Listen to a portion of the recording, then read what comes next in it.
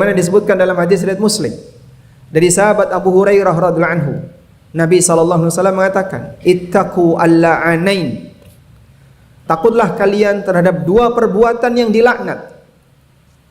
Maka para sahabat bertanya, "Wa mal la'anan ya Rasulullah?" Apa yang dimaksud dengan dua perbuatan yang dilaknat, yang dikutuk itu ya Rasulullah? Kata Nabi sallallahu alaihi wasallam, "Alladzi yatakhalla fi tariqin nas aw fi dhillihim."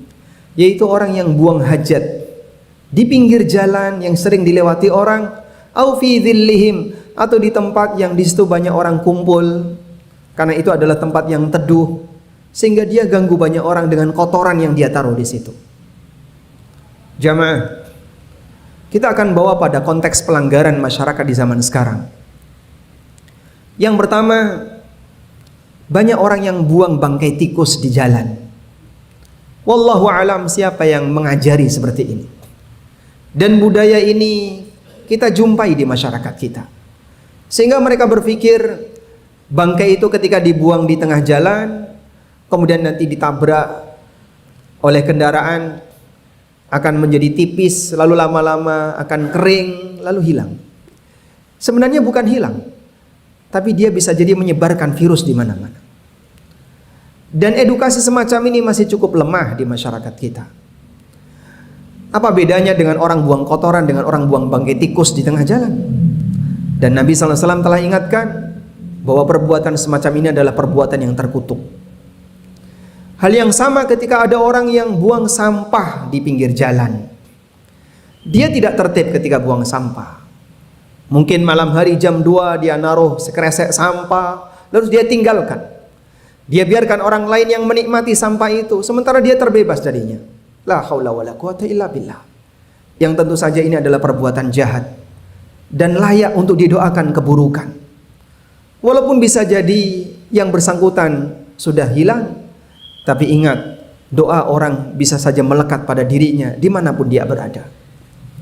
Hal yang sama juga terjadi pada mereka yang ketika berkendara namun tidak menghargai suasana di masyarakat, menggunakan motor dengan suara yang sangat keras. Dia tidak menghormati ruang dengar masyarakat. Coba dia perhatikan, andaikan dia diminta untuk mendengarkan itu di dekat telinganya, dia tidak akan mau dan tidak akan bersedia. Tapi dengan gayanya dan sombongnya orang semacam ini, dia malah ngegas dan mengeluarkan suara yang sangat tidak enak untuk didengar. Siapapun sepakat, suara ini sangat tidak enak didengar.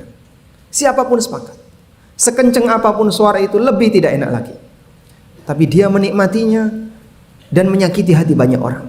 Boleh nggak Pak didoakan keburukan? Diperbolehkan, sesuai dengan tingkatan kejahatannya. Hal yang sama juga terjadi pada orang yang ngerokok ketika dia berkendara. Tidakkah dia perhatikan bahasanya itu bisa berbahaya bagi orang yang berada di belakangnya?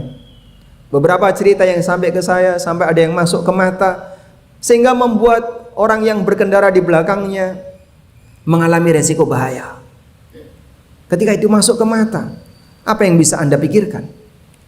Tapi dia tidak merasa bahwasanya itu sebagai hal yang beresiko bagi yang lain. Kita dukung upaya pemerintah untuk mengurangi semua resiko kecelakaan di jalan. Saya bacakan sebagian di antara undang-undang yang berlaku. Dan ini layak untuk kita dukung. Pemerintah membuat undang-undang ini sejalan dengan syariat Islam. Dalam peraturan Menteri Perhubungan nomor 12 tahun 2019 tentang pelindungan keselamatan pengguna sepeda motor yang digunakan untuk kepentingan masyarakat. Dalam belait ini terdapat satu pasal 6 huruf C yang berbunyi, pengemudi dilarang merokok dan melakukan aktivitas lain yang mengganggu konsentrasi ketika sedang mengendarai sepeda motor. Kita dukung seperti ini karena mereka penjahat sebenarnya. Kejahatannya di mana? Melakukan perbuatan yang beresiko bagi yang lain. Mungkin kena pakaian orang, dia sudah bablas, tapi orang yang berada di belakangnya barangkali tidak bisa untuk mengejar.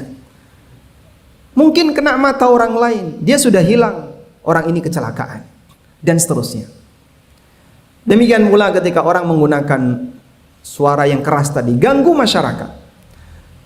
Sehingga jamaah, manusia-manusia semacam ini Kalaupun kita terapkan hadis yang tadi dibacakan oleh Nabi SAW kepada mereka, tidak jauh, karena mereka lah manusia pengganggu yang ada di lingkungan kita. Kita mohon kepada Allah Subhanahu wa taala, semoga Allah memberikan kesadaran bagi kaum muslimin akan pentingnya keselamatan. Karena syariat ini sayang kepada umat, dan kita harus sayang kepada diri kita sendiri dan lingkungan. Kalaupun kamu tidak bisa memberi manfaat, setidaknya kamu jangan ganggu orang lain. Sebab jika sudah tidak ngasih manfaat, tapi justru kehadiran orang ini adalah pengganggu, tak ubahnya seperti sampah di masyarakat. Allahumma salli ala Muhammad wa ala ali Muhammad